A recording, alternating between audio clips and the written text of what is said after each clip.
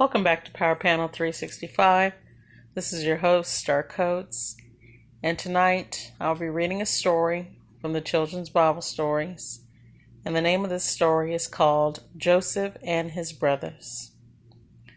I hope that you are resting, you are comfortable in your beds, you have brushed your teeth and washed your face, and even if you're not ready, I hope you get ready real soon. Again, the name of this story is called Joseph and His Brothers. God had commanded Jacob to return to the land of Canaan, to farm it together with his sons. Jacob had 12 sons, but only 2 of them were the children of his beloved wife Rachel, and the elder of the 2, named Joseph, Jacob loved more than all the other children. But he loved the younger, whose name was Benjamin, almost as much. But by the time Joseph was 17, his brothers had come to hate him because they were jealous of their father's great love for the boy.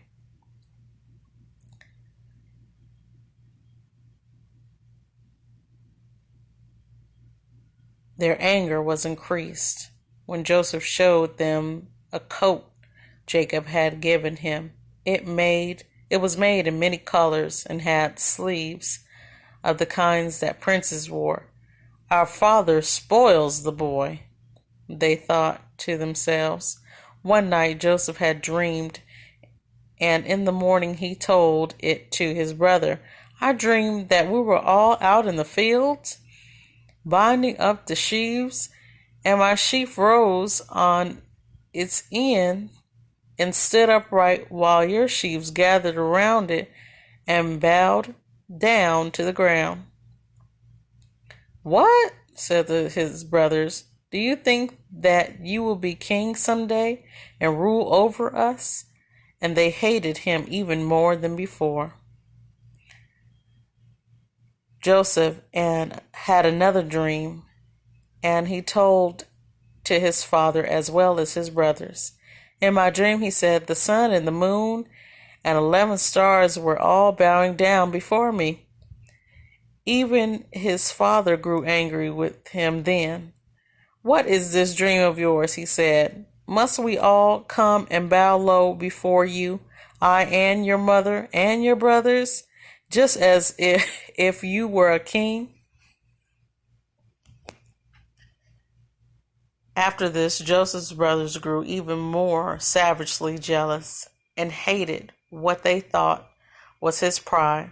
But his father did not forget the dream. One day, as his brothers were minding their father's sheep on the plains, Jacob sent Joseph out to look for them and tell him whether everything was all right. Joseph set out in search of them, and a man he met told him where the flocks were grazing. The brothers saw Joseph along the way off and recognized him by his robe. Here comes the dreamer, they said.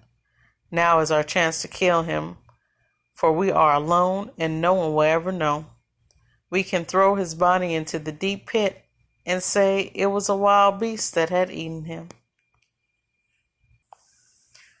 But Reuben, the eldest of the brothers, felt sorry for Joseph and persuaded the others to spare his life. They agreed instead to beat him and throw him into the pit, hoping he would die of exposure. But Reuben intended to come back to his own to rescue Joseph. So when Joseph came up to his brothers expecting to be welcomed, they turned on him instead and beat him cruelly. Then they stripped off his robe and threw it into the nearby pit. Then they sat down to eat, and while they were resting, they saw a caravan in the distance carrying spices southwards to Egypt. Then Judah said, I have an idea. Why don't we sell our brother to these merchants instead of leaving him to die in this pit? So Joseph was pulled up out of the pit and sold to the merchants for 20 pieces of silver. Then took Joseph with them to Egypt, and sold him there as a slave. When Reuben came back to the pit to rescue Joseph, he found it empty. "The boy is lost," he cried out in distress. "Now how can I take him back to our father?" And he tore his clothes in sorrow. Meanwhile, others had killed a goat and taken Joseph's robe and dipped it in the goat's blood. They slashed the robe to bits as if a wild beast had savaged it, and brought it to their father. "Look what we have found," they cried. "Do you recognize it?" "It is Joseph's robe." "Yes," Jacob replied sadly, "it is Joseph's robe. A wild beast has attacked him and torn him to pieces." He wept and tore his clothes in sorrow for the son he had loved so well. His other children tried to comfort him, but it was useless. "I will go on mourning Joseph's death until the day I die," he said. I hope you enjoyed that story. I hope you have a good night and you rest well, and may the Lord bless you.